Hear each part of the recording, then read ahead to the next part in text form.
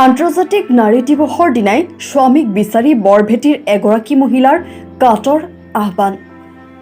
সামাজিক, অৰ্থনৈতিক, সাংস্কৃতিক আৰু ৰাজনৈতিক ক্ষেত্ৰত মহিলাসকলক সজাগ সচেতন কৰাৰ উদ্দেশ্যে পালন কৰা এই বিশেষ দিনটোতে নগাঁৱৰ বৰভেটিৰ এগৰাকী মহিলাই নিজৰ স্বামীক বিচাৰি হাহাকাৰ কৰিবলগীয়া এক ঘটনা সংঘটিত হৈছে।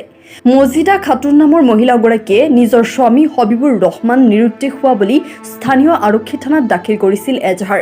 কিন্তু আজি প্ৰায় এমাহ পাৰ হৈ যোৱাৰ পিছতো আৰক্ষীয়ে কোনো সুসূত্ৰ উলিয়াব নোৱাৰাৰ বাবে আজি মহিলাগৰাকীয়ে সংবাদ মাধ্যমৰ জৰিয়তে স্বামীৰ সন্ধানত আত্মীয় কুটুমক আহ্বান জনায়। কোনো ব্যক্তিয়ে তেওঁৰ স্বামীক দেখা পালে ওচৰৰ আৰক্ষী থানাত খবৰ দিবলৈ অথবা পৰিয়ালৰ লোকৰ সৈতে যোগাযোগ কৰিবলৈ আহ্বান জনাইছে মহিলাগৰাকীয়ে। ইয়াৰ উপৰি মহিলাগৰাকীয়ে দুটি কন্যা সন্তানক লৈ বৰ্তমান অতি কষ্টৰে দিন অতিবাহিত কৰাৰ কথা সংবাদ মাধ্যমক অৱগত কৰি তেওঁৰ স্বামী যদি কোনোবা ঠাইত আছে, ছোৱালী দুজনীৰ মুখৰ ফালে চাই ঘৰলৈ উভতি আহিবলৈ কাটৰ আহ্বান জনাইছে মহিলাগৰাকীয়ে। উল্লেখ্য যে প্ৰায় এমাহ পূৰ্বে হবিবুৰ ৰহমান নামৰ লোকজনে কামৰ উদ্দেশ্যে ঘৰৰ পৰা নগাঁৱলৈ ওলাই যোৱাৰ পিছৰ পৰাই নোহোৱা হৈছে কোনো সুসূত্ৰ। মোৰ ইমান দুখ লাগিছে, মই নাজানো। এই দুজনী ছোৱালীলৈ বহুত কষ্টত আছোঁ। মোৰ স্বামী হবিবুৰ ৰহমান আজি একমাহ আগতে নিৰুদ্দেশ হৈছে।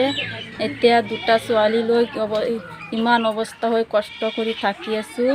এই বঙাগড়ত কি অৱস্থা হৈ আছে, দুটা ছোৱালী মোৰ ইমান কষ্ট কৰি আছোঁ। এজাৰ দিছোঁ সবৰগাঁও থানাত।